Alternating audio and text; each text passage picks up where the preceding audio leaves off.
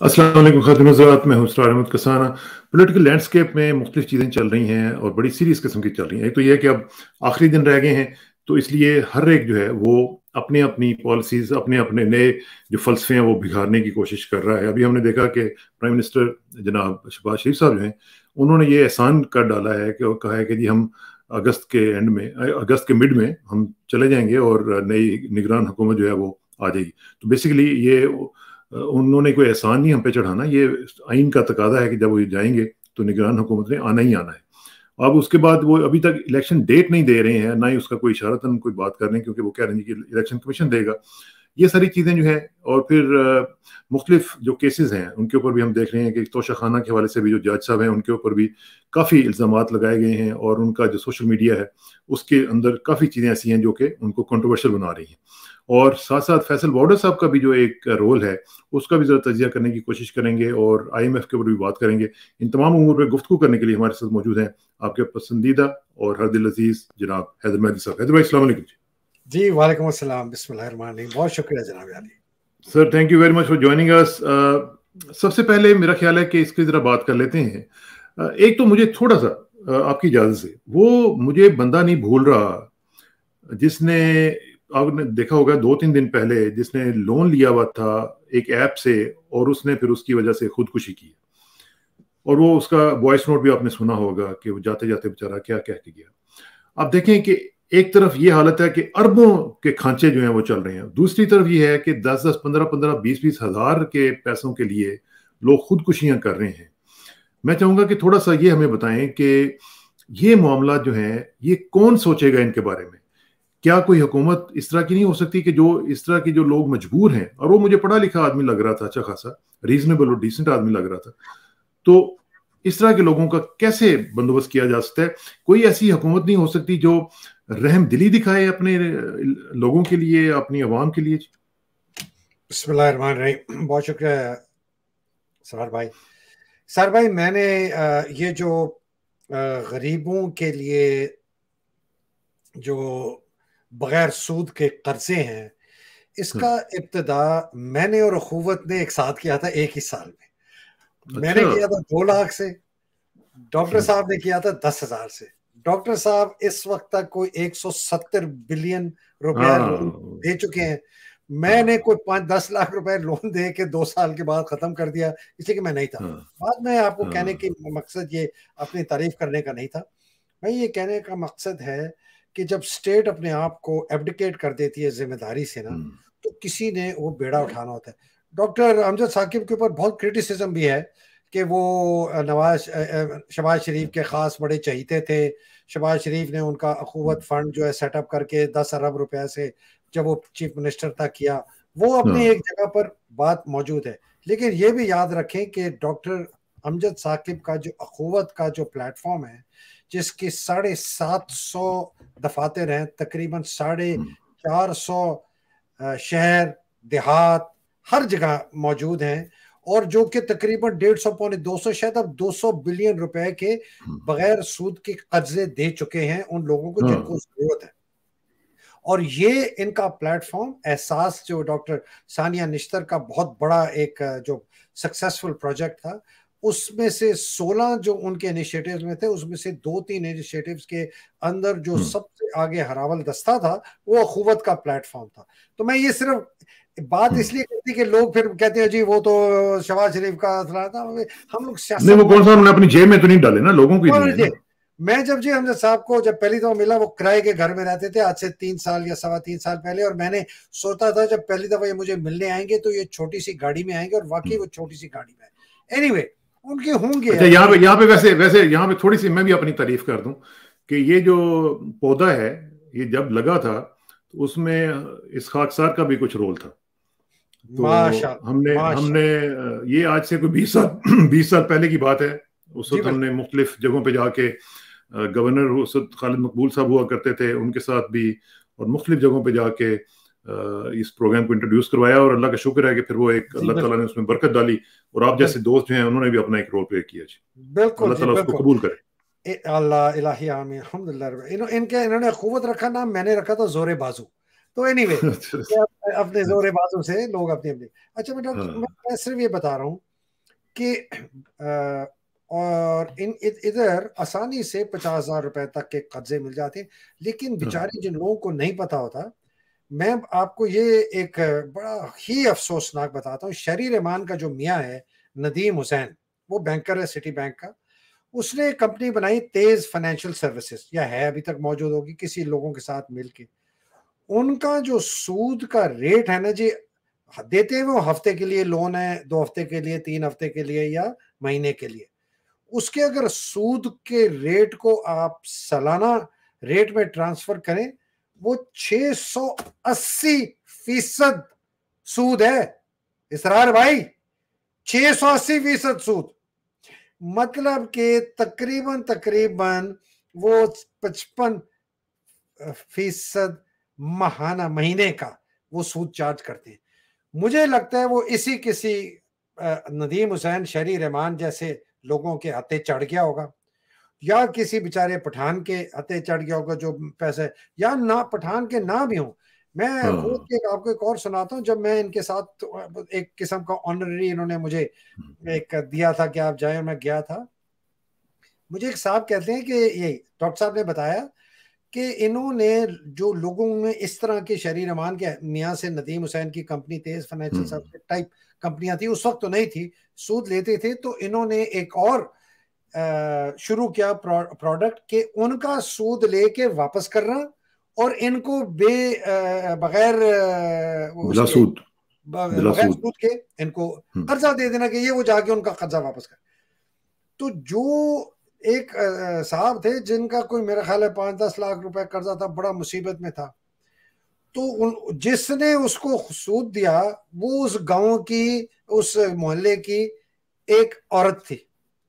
تو مجھے ڈاکٹر صاحب نے بتایا کہ بیشتر یہ جو سود دیتے ہیں 30-40% انٹرسٹ ریٹ، یہ عورتیں ہوتی ہیں، بیکاز ان کو سب کو پتا ہوتا ہے کہ گھر میں، اور عورتیں عورتوں سے مانگتی ہیں، مرد سے نہیں مانگتی، گھبراتی ہیں.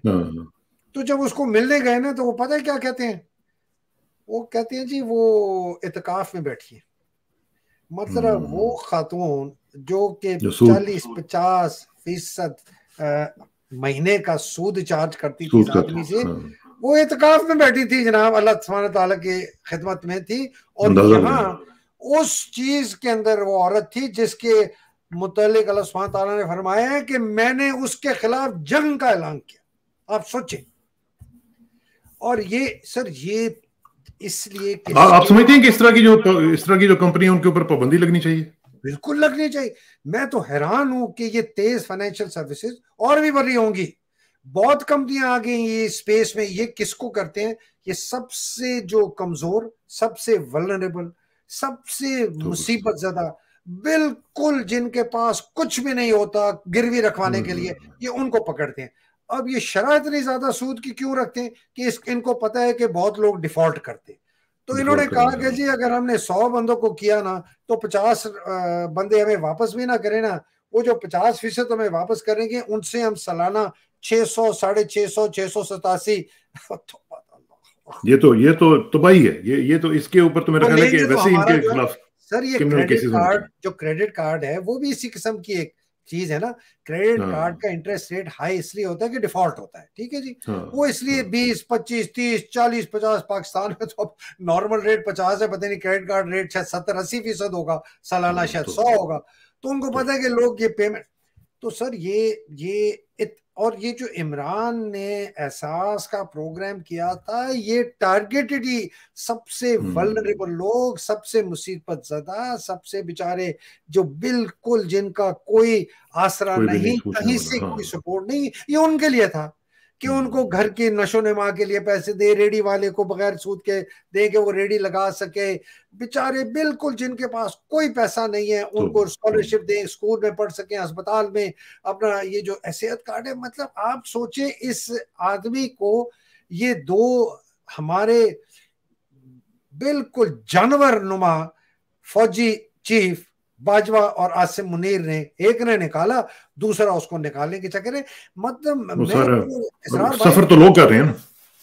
اسرار بھائی ہمارے مورل ٹیمپلیٹس ٹوٹ گئے ہیں.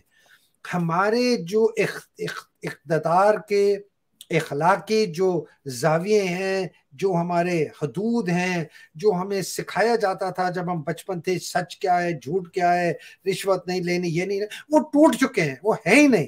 بڑے یہ بڑے اس وقت سروے تو مجھے ایسا جرنیل لگ رہا اور ہے کہ جیسے ایک حیوانی معاشرہ جو ہے نا وہ ہمارا ہم لوگ اٹ ترتیب دے از. چکے ہوئے ہیں. میں اور آپ یہ کو بتا، رحمانی معاشرہ نہیں ہے، یہ رحمانی تو بالکل نہیں اور ہے. سوال نہیں پیدا ہوتا. اور امجد ثاقب جیسے لوگوں کو، ایدی جیسے لوگوں کو، انڈس ہاسپٹل والے لوگوں کو، چائلڈ لائف فاؤنڈیشن جیسے لوگوں کو، ان لوگوں کو، ٹی سی ایف کو، سٹیزن فاؤنڈیشن کو، ان کو تو سر جو کیا ہے نشان حیدر دینے چاہیے. ہم تو صحیح فوجیوں کو بات. دیتے نشیں. ان اصل ہیرو لوگوں کو یہ لوگ دینے، ہیں. ان اصل لوگوں ہیرو کو یہ دینے لوگ. چاہیے سر، جو ان لوگوں نے اپنی زندگیاں، اپنی ذات، اپنی ہر چیز جو ہے انہوں نے خرچ کر کے جو دنیا میں یہ child life foundation, doctor Naseeruddin Mahmood آپ دیکھیں، اتنے شریف، اتنے بھلے آدمی، اتنے بالکل ہمبل. وہی امجد ثاقب ہے. میں انڈس والے کو نہیں ملا، ایدی صاحب کو میں خود ملا. اور بائی انڈس دا وے والے بھی ایدی بہت بڑا صاحب کو، کام کر رہے ہیں. سر ایدی صاحب کو جب میں ملا میرے ساتھ پتہ کون تھی سر؟ گیس کریں. میں نے ٹھیک ہے اب گیس کر لیں. ہاں. شہری رحمان. میں کہنے والا تھا لیکن میں یہ اس لیے رک گیا کہ وہ اتنی خوش نصیب نہیں ہو سکتی. نہیں سر، خوش نصیب تھی اور بڑی اچھی عورت تھی اور بڑی دلیر عورت تھی اور بڑا میں نے تو دکھ جب سے رکھنے دیکھا ہے والی. وہ اسی طرح کی یہ سر جب بنگش کالونی میں آگ لگائی گئی، پورے بہت دہشت گردی پھیل گئی کراچی میں، یہ میں شاید 84 یا 85 کی بات کر رہا ہوں. کراچی بند ہو گیا 2-3 دن، سارے اخبار بھی نہیں چلتے تھے. تو میں نے شہری نے کہا یار شہری کچھ کرنا چاہیے. اس نے کہا پیسے اکٹھے کرتے ہیں. ہم سر در در گئے، کھٹکھٹائے. ہم نے کمپنیوں کے دفتروں میں ہم نے کچھ پتہ نہیں 30-40-50 لاکھ روپیہ اکٹھا کیا ان لوگوں کے لیے جن کے گھر تھے. اور ہم ایدی کے پاس دینے گئے تو پوچھنے گلیوں میں چلتے چلتے جا رہے تھے ایدی کو دینے کے لیے. ہمیں پتہ ہی نہیں تھا کہ کدھر ہے جی، وہاں ہے وہاں ہے وہاں. وہ چلتے چلتے پہنچے تو ایسے مڑے تو ایک گراج نما چیز تھی، کھلا ہوا تھا. ایک نیچے جس طرح وہ پرانی گاڑی کی سیٹ نہیں ہوتی سر، اس طرح کی ایک سیٹ تھی. اس کے اوپر ایک بابا بیٹھا، ایدی صاحب خدا کی قسم ایسے میں کو زمین سے تھوڑا سا اونچا.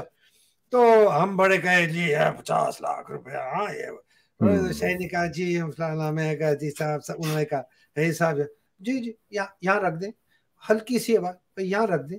اچھا اب ہم بیٹھے کہ بھائی ایدی صاحب ہم سے پوچھے، ایدی صاحب یار کیسے دیتے جائیں اب. مطلب میں یہ نہیں کہہ رہا، مطلب میں کہہ رہا ہوں مطلب he was focused on help. ٹھیک ہے نا؟ وہ یہ نہیں ہے کہ اچھا بڑی مہربانی جی فلانا آئے آپ چائے پیئیں گے، یہ وہ نہیں.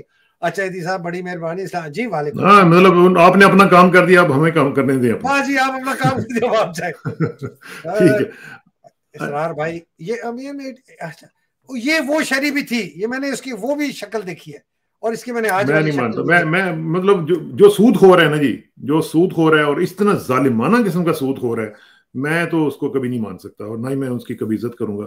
کیونکہ جو اللہ کے ساتھ جنگ کر رہا ہے اور اتنے بھیانک انداز سے جنگ کر رہا ہے اور اسی کی بنیاد پہ کھا رہا ہے اور اسی کی بنیاد پہ سیاست کر رہا ہے، I'm sorry میں سر اس طرح ڈاکٹر اسرار کسانہ صاحب، آپ ڈاکٹر بھی ہیں میرے نظر میں. ڈاکٹر اسرار کسانہ صاحب میں آپ کو ایک بات بتاؤں، جو غربت ہے نا، یہ اگر کوئی لوگ اللہ کرے یہ سن رہے ہو پروگرام، میں تو بہت انسسٹ کر، جب غربت کی لکیر سے نیچے پہنچتے ہیں، اور یہ ساری ریسرچ بتاتی ہے اور میں نے اس کو کنفرم کیا ڈاکٹر امجد ثاقب سے، کہتے ہیں جی غربت کی لکیر سے آپ جب نیچے جاتے ہیں تو سب سے پہلے جو خاندان میں جو مرد ہوتا ہے ہمارے پاکستان کے، وہ چونکہ سٹریس میں آتا ہے تو وہ پھر نشہ کرنے لگتا ہے، سستا نشہ کرتا ہے، ہیروئن میں چلا جاتا ہے، فلانا بہت سٹریس میں سگریٹ پیتا ہے. اس کے بعد وہ چھوٹی چوری میں چلا جاتا ہے، اس کے بعد وہ بڑی چوری میں چلتا ہے، اس کے بعد سر بہت ہولناک بات کر رہا ہوں اللہ مجھے معاف کرے، اس کے بعد اس کے خاندان کی عورتیں اور بچے جو ہیں اپنے جسم بیچنے لگتے ہیں، اس لیے کہ اتنی مصیبت آ جاتی ہے ان کے اوپر کہ صرف اپنے آپ کو سروائیول کرنے میں. اور ایک دفعہ جب وہ جسم فروشی ہو جاتی ہے، مرد بچوں کا بھی، لڑکے اور لڑکیاں دونوں، تو اتنا زیادہ پیسہ آنا شروع ہو جاتا ہے اس جسم فروشی سے کہ ان کا اس میں سے نکلنا بڑا مشکل ہو جاتا ہے. سر یہ غربت اسرار بھائی، یہ غربت پورے ایک خاندان کو تباہ نہیں کرتی، یہ ان کی آگے چلنے والی پشتوں کو تباہ کر نسلوں کو تباہ کر دیتے، جو نسلوں کو، جو باجوہ نے پاکستان کے ساتھ ظلم کیا نا، وہ تو ظلم کیا ہی کیا، جو سیاسی ظلم کیا، جو قانونی ظلم کیا، جو آئینی ظلم، لیکن جو اس نے معاشی ظلم کیا، جو اخلاقی ظلم کیا، جس کی وجہ سے اتنی غربت آئی، اور یہ جو ڈاکو لٹیروں کو لا کے بٹھا لیا، جس کی وجہ سے اتنی غربت آئی، ہمیں نہیں پتا کہ کتنے ہزاروں، اللہ معاف کرے، کتنے ہزاروں، دسیوں ہزاروں، شاید لاکھوں خاندان اس لکیر سے نیچے چلے گئے، اور اپنے آپ کو صرف بچانے کے لیے انہوں نے نشہ کرنا شروع کر دیا، کرائم میں چلے گئے اور اپنے جسم کی فروشی کر دی، اور پتہ نہیں یہ خاندان وہاں سے باہر کب نکلیں گے۔ اور اس کا وبال تو پھر ظاہر ہے ہر جگہ پہ پہنچے گا نا۔ لیٹس سی، دیکھتے ہیں اس کے ایک تو مجھے ذرا تھوڑا سا اب یہ ذرا بتائیں جی کہ ہم ذرا ٹاپکس کی طرف بھی آئیں، اور یہ جو فیصل واؤڈا صاحب جو ہیں یہ کیا کر رہے ہیں آج کل؟ حیدر بھائی ذرا مجھے ان کا تو سمجھائیں تھوڑا سا۔ مجھے نا میرا ایک تجزیہ چکر چل رہا ہے میرا خیال ہے، میرا ایک تجزیہ ہے، اور یہ میں پہلے دن سے تجزیہ، جب سے اس نے پریس کانفرنس کی تھی ارشد شریف کے قتل کے بعد، اس آدمی کو آئی ایس آئی نے پریس کانفرنس کرائی اور سارے ٹی وی چینلز پہ چلائی، پی ٹی وی پہ کروائی، ٹھیک ہے جی، اور اس نے کہا جی میرے پاس سارے شواہد ہیں، یہ میرا فون ہے، جو چاہے۔ فیکٹ فائنڈنگ ٹیم نے 6 ہفتے تک اس کے پیچھے پڑے رہے کہ تم فون دو اور ہمارے اس کوسچنرز کا جواب دو، میں دوں گا، اس نے نہیں دیے۔ میری پرسنل اسیسمنٹ یہ ہے، حقائق کو دیکھ کے جو میرے سامنے ہے، اس کی press conference, fact finding team نے جو کہا ہے، اور یہ اس کے بعد مرگلہ جو ان کا میس ہے، جس کے اندر فیصل نصیر نے آ کے اناؤنس کیا تھا میڈیا اونرز کو، کوئی آج سے کوئی مہینہ پہلے، جب عمران کے نام پر پابندی، عمران کا نام نہیں لینا، کہ آپ نے نام نہیں لینا، اس کے ساتھ کون آیا دفتر اس میس کے اندر؟ فیصل واؤڈا، فیصل نصیر اور فیصل واؤڈا ساتھ چل کے آئے ہیں اس ہال کے اندر جہاں پر 30-35 سارے لوگ بیٹھے تھے۔ فیصل واؤڈا کا نام مجھے خود جنرل سرفراز مرحوم نے جب ڈی جی ایم آئی تھا دکھایا کہ یہ کرپشن میں ملوث ہے فیض حمید کے ساتھ، اور میں باجوے کو بریف کر کے آیا ہوں۔ فیصل واؤڈا کی پریس کانفرنس، اور فیصل واؤڈا نے آج جو کل پر بیان اپنے دینے شروع کر دیے ہیں کہ اور دوسروں کو اب بلیم کرنا شروع کر دیا ہے، اس کو، اے آر وائی کو اور اس کو۔ سر یہ آدمی ڈائریکٹلی انوالوڈ ہے، ہی واز کس طریقے سے مجھے نہیں پتا، کیا یہ انفارمیشن سپلائی کرتا تھا، کیا یہ انفارمیشن لیتا تھا؟ اس وقت شاید لوگوں کو پتہ نہیں تھا کہ یہ دشمن ہے یا دوست ہے، تھا یہ دشمن، ہو سکتا ہے یہ انفارمیشن لیتا ہو اور یہ سپلائی کرتا ہو آئی ایس آئی کو، آئی ایس آئی پھر وہ کینیا کی انٹیلیجنس ایجنسی کو سپلائی کرتی ہو، ایٹسیٹرا۔ یہ مجھے نہیں پتا، مجھے یہ پتا ہے کہ اس آدمی کا ڈائریکٹ تعلق ہے ارشد شریف کے قتل سے، جس طرح سر جس طرح مجھے اپنی موت کا یقین ہے نا، مجھے اتنا ہی یقین ہے کہ باجوہ، ندیم انجم، فیصل نصیر، فہیم رضا اس کے قتل میں ڈائریکٹلی انوالوڈ ہے۔ میں سر یہ بہت بڑی بات کر رہا ہوں، میں قسم نہیں کھا رہا، لیکن جتنا مجھے یقین ہے کہ میری موت آنی ہے، مجھے اتنا یقین ہے کہ باجوہ، ندیم انجم، فیصل نصیر، فہیم رضا، ان 4 کا تو میں آپ کو بس اتنی گارنٹی دے سکتا ہوں جتنی میری اپنی زندگی کی۔ یہ انفارمیشن کی بیس پہ آپ کر رہے ہیں یا آپ انالیسس کی بیس پہ کر رہے ہیں؟ سر باجوہ، ندیم انجم، فہیم رضا تو انفارمیشن ہے، سب کو پتا ہے، کوئی چھپی تو نہیں نا۔ فیکٹ فائنڈنگ ٹیم کی رپورٹ آپ دیکھ لیں، کون آیا ارشد شریف کے قتل کے دن پریس کانفرنس کرنے اور جھوٹ بول کے گیا؟ D G I S I. کیا اس کو مصیبت پڑی تھی کہ باہر آئے، پسینے اس کے نکل رہے تھے، کانپیں اس کی ٹانگ رہی تھیں، ساتھ اس کے بیٹھا تھا بدھو افتخار بابر، کیوں آئے؟ کیا ان کو ضرورت پڑی تھی آگے پریس کانفرنس کرنے؟ مجھے بتائیں سر، کیا ضرورت کیا تھی؟ کس کی صفائی پیش کرنا چاہتے تھے؟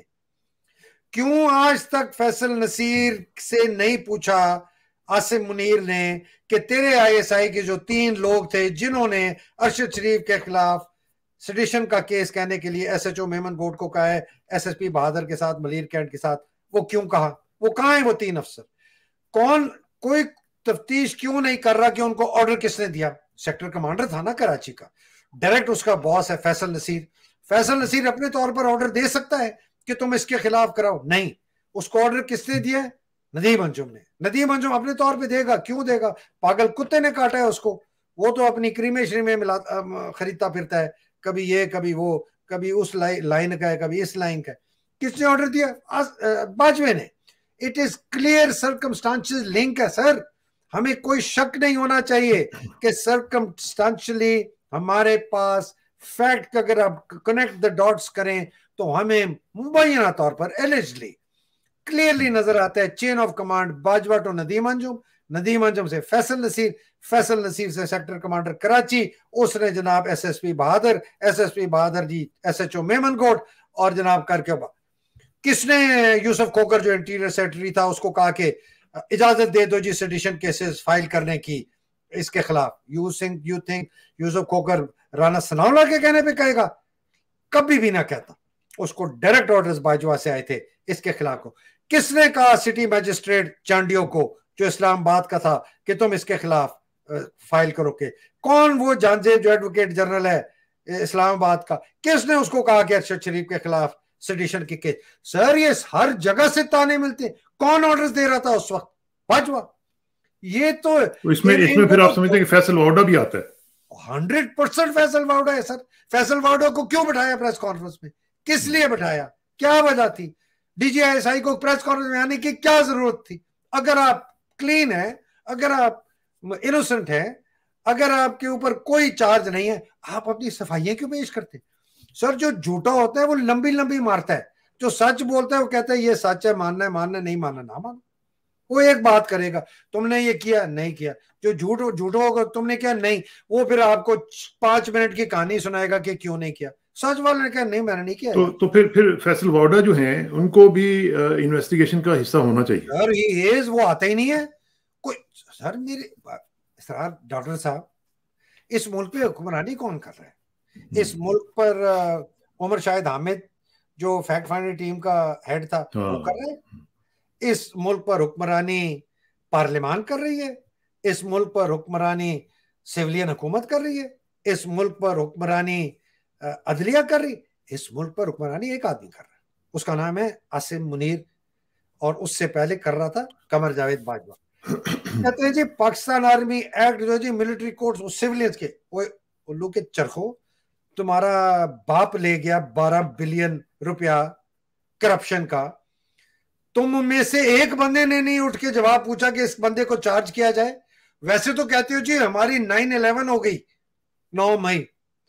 سر وہ ایرک لوئس نے ایک آرٹیکل لکھا ہے, ایک آرٹیکل ان کا ہے, وہ کہتا ہے کہ جو پاکستان میں ہو رہا ہے اور عدلیہ کو جس طریقے سے تباہ و برباد کیا جا رہا ہے, یہ نہ صرف پاکستان کی جسٹس سسٹم کی آزمائش ہے, یہ ہمارے یو کے کی جسٹس سسٹم کی بھی آزمائش ہے, اس لیے کہ یہاں سے تانے بانے جاتے ہیں. سر مجھے بتائیں, کوئی یو کے میں بندہ بیٹھا ہوا وہاں کا رہائشی ہو اور سٹیزن ہو, وہ کہہ سکتا ہے کہ اسرار کسانہ نے فلانے بندے کو قتل کیا ہے؟ کہہ سکتا ہے اگر اس کے پاس ثبوت رہوں؟ ثبوت نہیں ہوگا. اتنا اس کے کوئی عاصم منیر بیٹھے ہوئے ہیں وہاں جس کو اس کے پیچھے بیکنگ ہے, جس طرح تسلیم حیدر نے کھل کے کہا کہ جی نواز شریف نے قتل کروایا ہے, مریم نواز نے قتل کروایا ہے, میرے سے انہوں نے کہا عمران کے خلاف قتل کرنے کے بندے لے کے آؤ, مجھے انہوں نے ویڈیو دکھائی ہے ارشد شریف کے ٹارچر کی, علن اعلانیہ اس نے کہا ہے, سٹیٹمنٹ سبمٹ کرائی ہے لنڈن میٹروپولیٹن پولیس کو, ویڈیوز کرتا ہے, وی لاگ کیے ہیں, ریٹن لکھا ہے. یو کے کی حکومت نے چوں نہیں کی, اور بلکہ تو پھر ایرک لوئس جیسے جو لوگ ہیں ان کو پھر چاہیے نا کہ یہ کوشچن کریں کہ یہ یو کے کا جو نہیں, لیکن جوڈیشل سسٹم جو ہے اس کا مطلب ہے کہ اگر وہ کمپرومائزڈ ہے تو پھر اس کی کریڈیبلٹی کہاں تک رہے گی؟ صرف اپنے لوگوں پہ جو ڈومیسٹک لوگ ہیں ان کے اوپر آپ نے کرنا ہے, اور جو لوگ باہر سے آئے ہوئے ہیں سے آپ کے مفاد دیکھیں سر. انگریز بائی دا وے میں آپ کو بتاؤں سب سے گھٹیا جو کمپرومائز کرنے والا ان ویسٹرن پاورز میں سے نا وہ یو کے ہے by the way, not America not Canada. Canada تو بالکل بھی نہیں. کینیڈا نے تو یہاں خالستانیوں نے ایسی کی تیسی کی ہوئی ہے ہندوستان کی, انہوں نے کسی ایک بندے کو نہیں یہاں سے کچھ کیا. امریکہ بھی بڑا سیف گارڈ کرتا ہے, آپ کو پتا ہے امریکہ میں جب یہ لیکن بندے یہاں پہ ٹارگٹ ہو رہے ہیں ان کے, اب یہ بھی دیکھ لیں ٹارگٹ ہو رہے ہیں لیکن اسٹیٹ نہیں کر رہا. اسٹیٹ ان کو سیکیورٹی سپلائی کرتا ہے جس طرح اسٹیٹ مجھے سیکیورٹی سپلائی کرتا. مجھے 4 لیولز ہیں سر جو کوریج دیتے ہیں یہ لوگ, ٹھیک ہے نا. امریکہ میں جب یہ کیسز فائل ہوئے میرے اور معید اور وغیرہ وغیرہ کے خلاف, آپ کو پتا ہے ایف بی آئی نے وزٹ کیا کہ ہم آپ کے لیے کچھ کر سکتے ہیں. شاہین صاحبائی نے میرے پروگرام میں کہا ہے کہ جب ان کے خلاف مشرف نے تھریٹن کیا, ایف بی آئی ان کے پاس آئی اور ان کو کہا کہ ہم آپ کو ڈیفینڈ کریں گے. یہ یو کے جو ہے نا سر, یہ بگ ہے, یہ کمپرومائز میں کرتے ہیں. حیران ہوں. وہ عادل راجہ کے ساتھ ان کا مقصد تھا مجھے پکڑنا, ان کی انٹائر فوکس تھا کہ کسی طرح حیدر مہدی کو پکڑا جائے, ٹھیک ہے نا.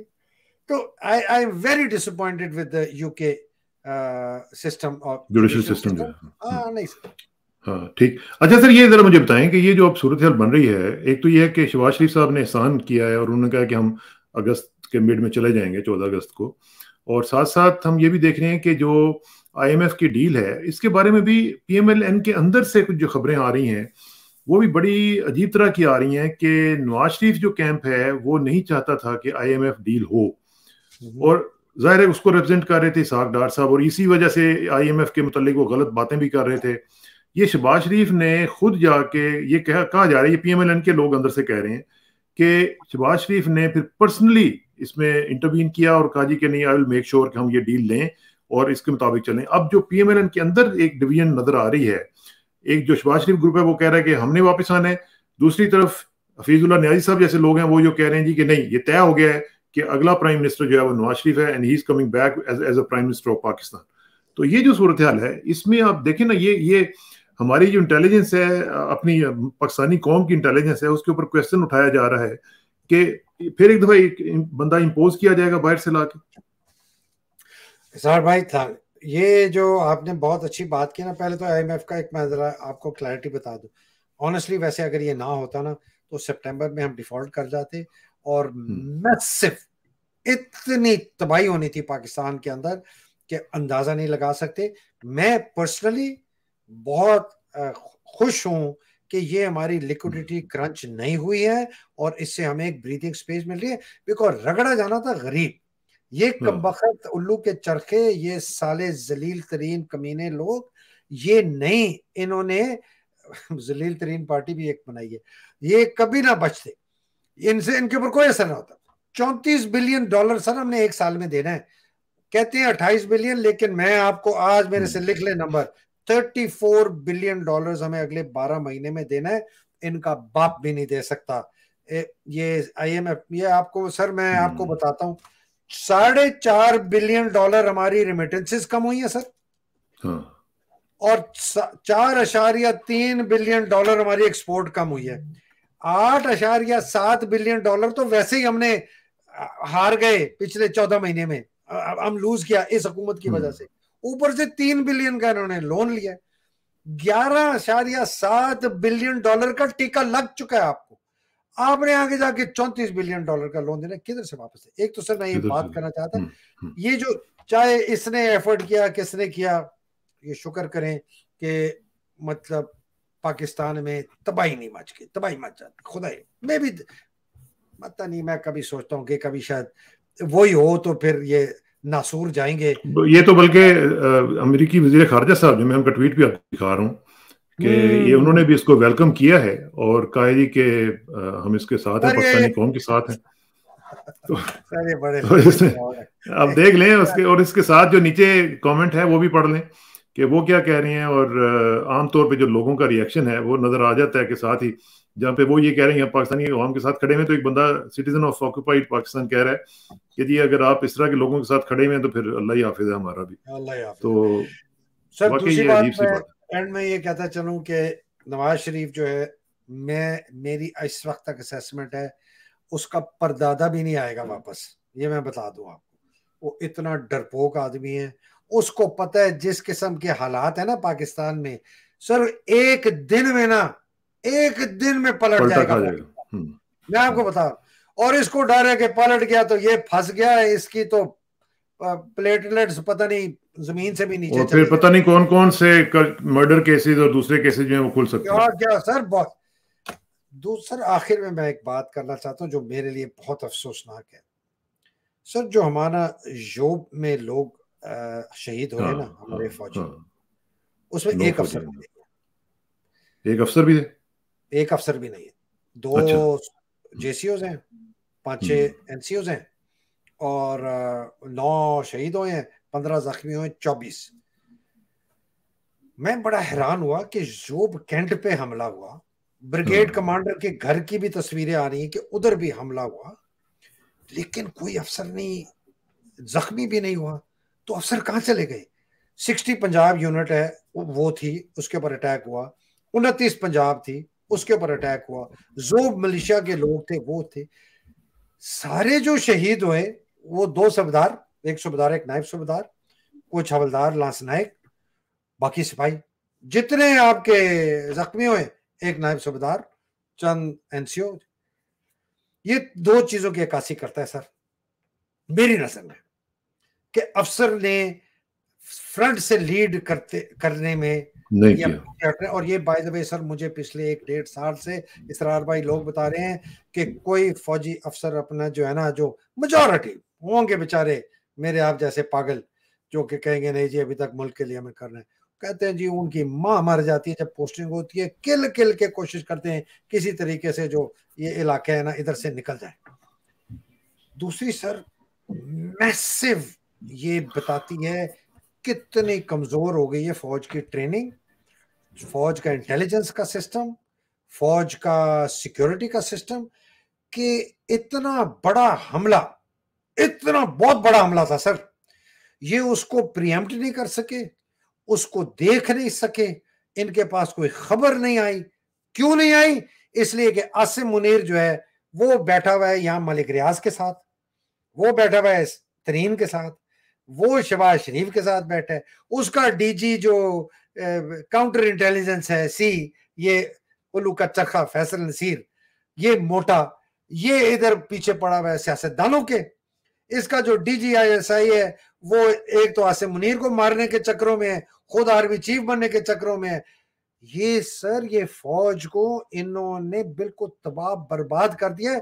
اگر کسی کو ابھی بھی نہیں سمجھ آئے گی نا کہ یہ فوج کے اندر کتنی ڈیٹیریشن ہو گئی ہے، یہ جو حملہ ہے نا سر، دیکھیں سر حملے ہوتے ہیں، یہ نہیں ہے کہ حملے نہیں ہوتے، حملے ہوتے ہیں، لیکن اتنے زیادہ اس سٹیج پہ جبکہ وہ میس سکیل کی ٹیررزم نہیں ہو رہی، ابھی وہ میس سکیل ٹیررزم نہیں ہے. آپ نے کیسے اجازت دی؟ اس لیے کہ آپ کے گارڈز ڈاؤن ہیں، بہت کمزور ہے، آپ کے افسر جو کرنل بریگیڈیئر جنرل ہوتے ہیں بزدل ہیں، دلیر نہیں ہیں، بیکاز یا تو وہ بالکل چپ والے لوگ ہیں، بولتے نہیں ہیں سامنے، یا کرپٹ ہیں. یہ 2 لوگ ہیں، دلیری ہے نہیں. فوج میں دلیری ختم ہوگی، مجھے کوئی دلیر بندہ نظر نہیں آتا، سب کے سب جو ہے نا چوہے. یہ میجر جنرل وغیرہ اوپر کوئی سے پوچھو یار کیا خیال ہے، یار یہ پاکستان، یار ہم سے نہیں بات کرو. I am not involved. Oh, why are you not involved? Your bloody army chief is destroying Pakistan اور تم کہتے ہو I am not involved. کیسے تم انوالوڈ نہیں ہو؟ تمہاری وجہ سے تو یہ بیٹھا ہے آرمی چیف، تمہاری طاقت کی وجہ سے تم آتے ہیں. تم نے 3 میجر جنرل کو نکالا، 1 لیفٹنٹ جنرل کو نکالا، 6-7 بریگیڈیئر کو نکالا. ہمیں آج تک پتہ ہی نہیں ہے کہ چارجز کیا لگے ان کے اوپر، بتائیں نا ہمیں. سلمان فیاض غنی پہ چارج کیا ہے، 10 ڈیو کمانڈر 11 ڈیو کمانڈر ڈی جی رینجرز پہ چارج کیا ہے، یہ جو 4 کور کا چیف آف سٹاف ہے لاہور والا وہ، 10 کور والا پنڈی والا وہ، 111 بریگیڈ کا جو کمانڈر ہے وہ، 104 بریگیڈ کا جو کمانڈر ہے. ہمیں چارجز بتائیں، کھل کے بتائیں نا. ویسے تو آپ کہتے ہیں جی ملٹری کورٹس میں ہم ٹرائی کریں گے، ہمیں بتائیں ان کا ٹرائل ہو، ہمیں بتائیں انہوں نے کیا کیا ہے. ان کی نااہلی تھی، ان کی دشمن سے فراری تھی، یا ان کو پاکستان سے محبت تھی، انہوں نے کہا ہم یہ نہیں کام کریں گے، ہم وہاں پہ فائر نہیں کریں گے. کیا کیا انہوں نے جن کی وجہ سے؟ سر بھائی ٹھیک پتہ چلنا چاہیے، ان کو نہیں چھوڑنا سر، ان کو نہیں چھوڑنا سر. یہ کفار کی فوج ہے سر، یہ افواج پاکستان نہیں ہے سر، یہ افواج کفار ہے. انہوں نے آئین بھی توڑا ہے، انہوں نے قانون بھی توڑا ہے، اور انہوں نے ہماری جو اسلامی اقدار ہیں انہوں نے ان کو بھی توڑا ہے. ہماری ماؤں بہنوں بیٹیوں کی عزتیں لٹوائی ہیں. ہم نہیں معاف کریں. آپ نے اقدار کی بات کی ہے تو جاتے جاتے ہماری یہ بھی اقدار تھی کہ اگر کوئی آدمی جیل میں ہوتا تھا اور اس کا کوئی قریبی عزیز فوت ہو جائے تو اس کو پیرول پہ چھوڑا جاتا تھا. شہریار افریدی صاحب کی پہلے بھائی ان کی ڈیتھ ہوئی, اب ان کی سسٹر کی ڈیتھ ہوئی ہے اور ان کو پیرول پہ نہیں جانے دیا گیا.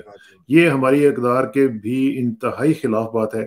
میرا خیال ہے اور میری اپیل ہوگی کہ تمام اتھارٹیز جو ہیں اس کے بارے میں کریں اور غور کریں اور دیکھیں کہ یہ وقت کسی پہ بھی آ سکتا ہے, کل کو ان کے اوپر بھی وقت آئے گا.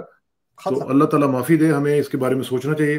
لیکن بہت بہت شکریہ حیدر بھائی, انشاءاللہ آپ سے رابطہ رہے گا. اور آخر میں دعا کہ میری عزت کے لیے کافی ہے کہ میں تیرا ہی بندہ ہوں, میرے فخر کے لیے کافی ہے کہ تو ہی میرا پروردگار ہے. تو بالکل اسی طرح جس طرح میں چاہتا ہوں مجھے بھی اسی طرح بنا دے جس طرح تو چاہتا ہے. سپردم بتومائے خیش رو تو دانی حساب کم و بیش. مجھے اسرار کسانوں کو حیدر مہدی صاحب کے ساتھ اجازت دیجیے. جلدی ملاقات ہوگی انشاءاللہ. اللہ حافظ. پاکستان زندہ باد.